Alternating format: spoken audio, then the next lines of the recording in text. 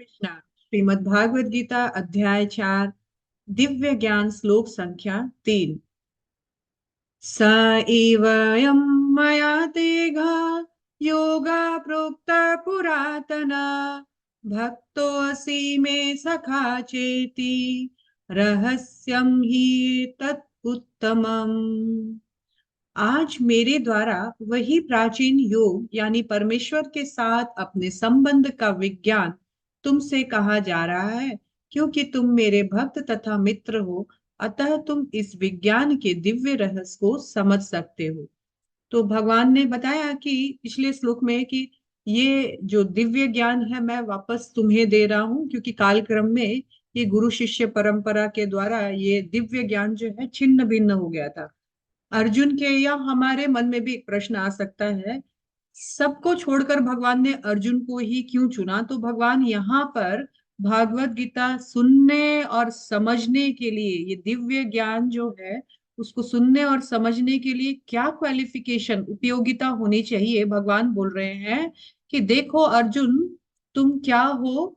तो भक्त असी में सखा चेती, तुम मेरे भक्त हो, मेरे शरणागत हो, मेरे दास हो, और साथ में मेरे सखा भी हो। मुझसे तुम द्वेष नहीं करते, मेरे सखा हो। इसलिए मैं तुम्हें ये जो दिव्य ज्ञान है, जिसे भगवान ने रहस्यम कहा है यहाँ श्लोका में। रहस्यम मतलब मोस्ट सीक्रेट, एक होता है सीक्रेट, फिर मोर सीक्रेट, और फिर मोस्ट सीक्रेट, जो सबसे अति गोपनीय और पुरातन जो दिव्य ज्ञान है। भगवान बोल रहे हैं मैं तुम्हें सुना रहा हूं, तुम्हें तुम्हारे द्वारा ये परंपरा वापस प्रारंभ कर रहा हूं। क्यों? क्योंकि इसके अतिरिक्त यदि कोई मेरा भक्त नहीं होता है, मेरे से अगर द्वेष नहीं रखता है, मेरे सखा रूप में मुझे देखता है, वो ही इस दिव्य ज्ञान को सुन समझ सकता है। तो भगवान बोल रहे हैं उसी को ये दिव्य ज्ञान कहने योग्य है, और वही ये दिव्य ज्ञान समझने योग्य है।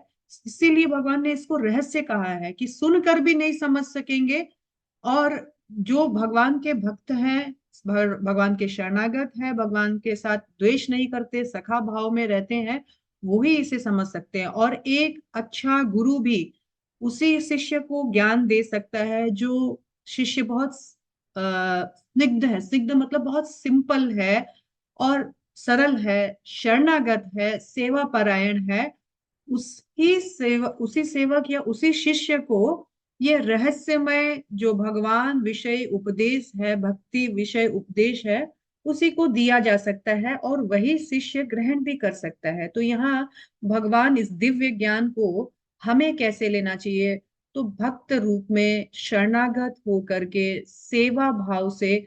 फिर भगवान ने बोला है भगवान के साथ द्वेष करके हम इस ज्ञान को नहीं समझ सकते हैं, केवल भक्ति से, भक्तों के माध्यम से हम इसको समझ सकते हैं। हरे कृष्ण।